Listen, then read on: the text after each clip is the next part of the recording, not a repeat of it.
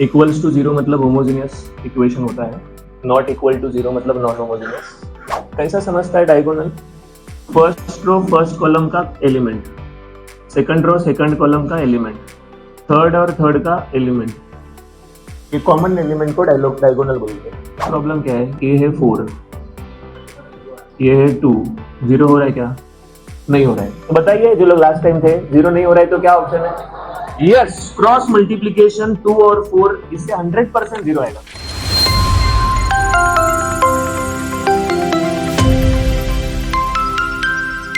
Crisis में अगला type है होमोजेनियस इक्वेशन।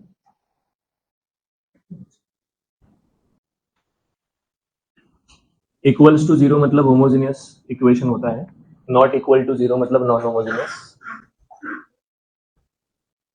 इसमें दो टाइप का सॉल्यूशन होता है। आर इक्वल टू एन आया, ट्राइवल सॉल्यूशन बोलते हैं, मतलब जीरो सॉल्यूशन होता है। आर लेस देन एन रहेगा, नॉन ट्राइवल सॉल्यूशन बोलते हैं, नॉन जीरो होता है। नॉन ट्राइवल में डिटर्मिनेंट का वैल्यू जीरो होता है। आर को बोलते हैं रैंक, रैंक रैंक मतलब number of non zero row, N मतलब नंबर ऑफ अननोन्स। जिनको रैंक नहीं समझ रहा है, इसको जीरो रो बोलते, सॉरी, इसको नॉन जीरो रो बोलते हैं, नॉन जीरो, नॉन जीरो, और इसको जीरो बोलते हैं। कितना नॉन जीरो रो है? Rank is two. जितना नॉन जीरो रो है उसको रैंक बोलते हैं। डायगोनल के नीचे अगर जीरो है, डायगोनल के नीचे वाले एलिमेंट जीरो है,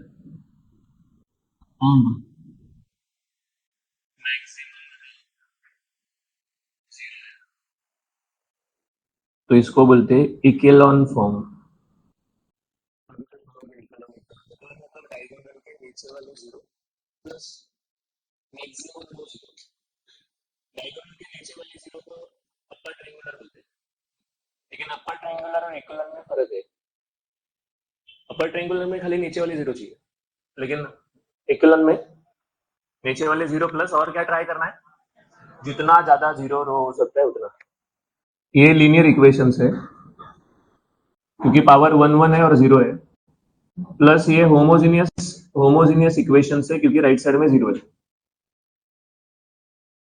अगला काम है, ये जो इक्वेशन है उसको मैट्रिक्स के फॉर्मेट में लाना है। इसको मैट्रिक्स फॉर्मेट बोलते हैं, लेडीज एंड जेंटलमैन, इसको मैट्रिक्स फॉर्म बोलते हैं। ए के अंदर हम क्या पुट करते हैं? तो coefficient 2 minus 2 5, 2 minus 2 minus 5, 4 minus 1 1, 3 minus 2 3, 1 minus 3 7, unknown सब, ये तीन अननोन है, और राइट साइड में 4 जीरो है। समझा नहीं समझा? हर एक स्टेप के बाद में तुम लोग को लगना चाहिए कि चलो अगले वाले में तो मैं ही करेगा, सर का क्या सुना है। काम क्या है? ये है डायगोनल। कैसा समझता है diagonal? First row first column का element, second row second column का एलिमेंट, थर्ड और थर्ड का एलिमेंट, ये कॉमन एलिमेंट को डायगोनल बोलते हैं। इसके नीचे वाले लोगों को जीरो करना है। लास्ट लेक्चर में मैंने एक प्रोसेस बताया था, तुम लोग अभी बोलना नहीं है, सुनना है। जीरो करने के लिए क्या करना है? देखो, प्रोसेस को अगर तुम लोग ब्रेक करोगे टाइम लगेगा। सबसे पहला क्या करना है? मैंने बोला था मार्किंग करना है, फिर एड्रेस लिखना है, फिर फॉर्मूला बनाना है, एंड फिर कैलकुलेशन करना है। तो इसके नीचे वाले मतलब इसको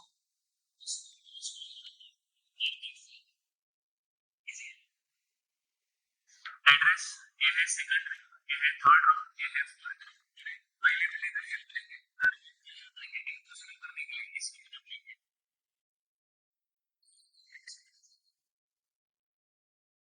एड्रेस भी लिखना, फॉर्मूला बनाना है, सुन लेना। क्या नाम है इसका? श्रेयस। श्रेयस कैसा है, जिसमें चेंज करना है, मुझे ये चेंज करना है, जिसको चेंज करना है उसको पहला लिखने का, जिसका मदद लेना है ना, जिसका हेल्प लेना है उसको बाद में लिखना, फिर जाके इनका साइन देखे, ये भी प्लस है ये भी प्लस है। तो जब भी सेम साइन होता है तो माइनस करते हैं, और डिफरेंट होता है तभी प्लस। तो बता, इनका साइन सेम है तो माइनस करेंगे।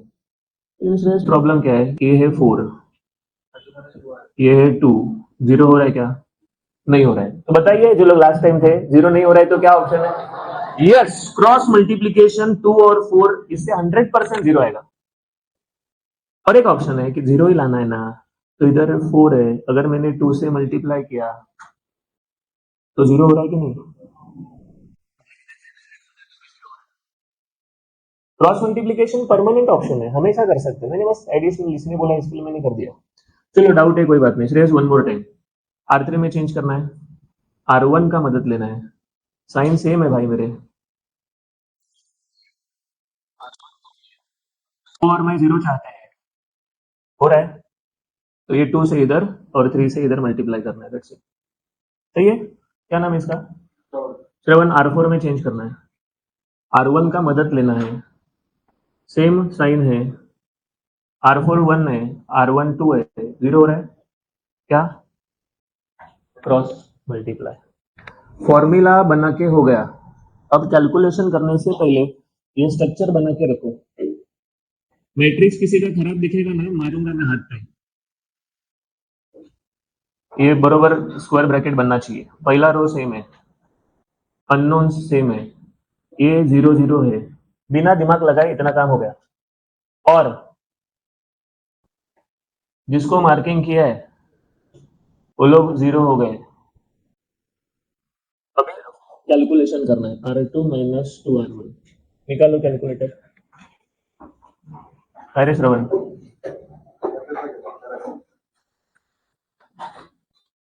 परचेस नहीं किया है, करना है, मतलब बहुत टाइम है, तो करना है। ओके, देखो श्रवण, जिनके पास कैलकुलेटर नहीं है उनको बता देता हूँ, जिनको है मालूम है क्या करते हैं। श्रवण देख, ये R2 चल रहा है ना भाई, R2 का वैल्यू क्या है? ये तो जीरो हो गया। R2 का वैल्यू क्या है? -1। उसके ऊपर R1 का कितना? -1 + 4। आगे R2 का अगला वैल्यू क्या है भाई? R1 का अगला वैल्यू 1 + 10 = 11। चलो R2 का फॉर्मूला काम खत्म हो गया। देख, R2 वाला हो गया, अभी R3 का फॉर्मूला लिखेंगे। ये R3 का अगला वैल्यू है -2, R1 का ऊपर वैल्यू है -2, -4 + 6। R3 का अगला वैल्यू है 3, R1 का है -5, 6 + 15। बराबर चल रहा है ना? अरे वो गरीब लोग, तुम लोग बताए तो बराबर चल रहा है ये। R4 का अगला वैल्यू, R1 का अगला वैल्यू -6 + 2, नेक्स्ट R4 का वैल्यू, R1 का वैल्यू 14 + 5। बराबर है ना? मजा नहीं आ रहा है, देखो मैं भी बहुत स्लो करेगा, बहुत slow.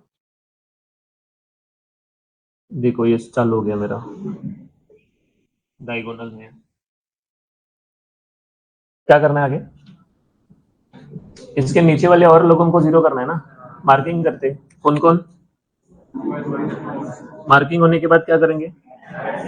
Third row, fourth row, address के बाद। अच्छा, इसका हेल्प लेना है, फॉर्मूला फॉर्मूला बनाएंगे। तो क्या नाम है तेरा? सर, देख R3 में चेंज करना है, इसके लिए R3 पहले लिखना है, R2 की मदद लेना है, इसके R3 का वैल्यू 2 है, R2 का वैल्यू 3 है, जीरो नहीं हो रहा है, इसके लिए क्रॉस मल्टीप्लाई करेंगे सर। बता अभी इसका फॉर्मूला।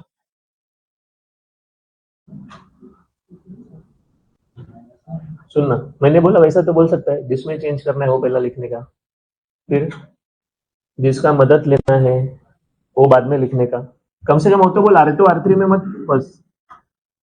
डिफरेंट साइन है, प्लस होगा, -4 + 3 0 नहीं होता है, क्या करना चाहिए, नंबर से खाली माइनस मत लो, खाली नंबर से क्रॉस मल्टीप्लाई करो, हो गया, ठीक है।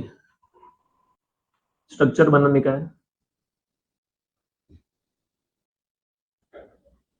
पहला रो सेम है,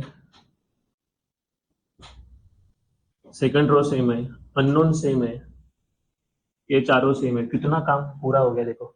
और अरे ये 0 पहले जमाने में हुआ था, इसको 0 लिखो, मार्किंग किया है उसको अभी 0 लिखो, थोड़ा काम बाकी है।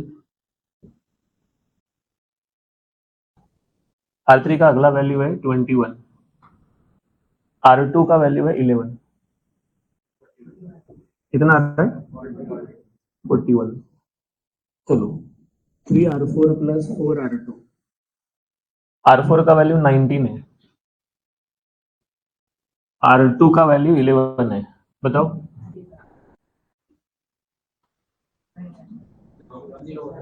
10, ठीक है कोई बात नहीं।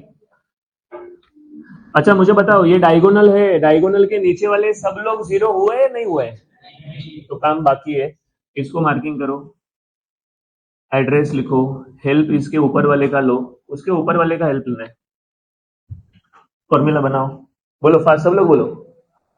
R4 ऐसा सिखाया तुझे गाउटी, ऐसा सिखाया, कैसा सिखाया, जिसमें चेंज करना है वो पहला लिखिए, जिसका मदद लेना है वो बाद में लिखिए, सेम साइन है, 101 और 41 0 हो रहा है, क्या करेगा, ठीक है, मैंने बोला ना स्ट्रक्चर बनाएंगे पहला,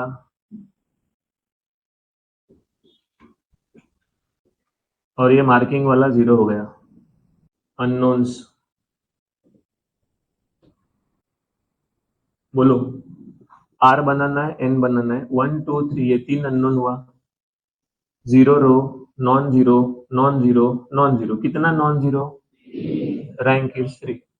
अब बताओ दोनों सेम है या नहीं है, सॉल्यूशन ट्राइवल या नॉन ट्राइवल, ट्राइवल होता है, ध्यान में रखना, इसके बाद का मेल है, ये मल्टीप्लाई करो, -2y माइनस इक्वल्स टू, वापस बताओ, ये 3x, ठीक है 3y 11z, फिर ये 41 उधर जाएगा तो z का वैल्यू 0 डाला, बताओ ना, 3y इक्वल्स टू 0, मतलब y इक्वल्स टू y और z 0 डाला, तो ये अपना आंसर है।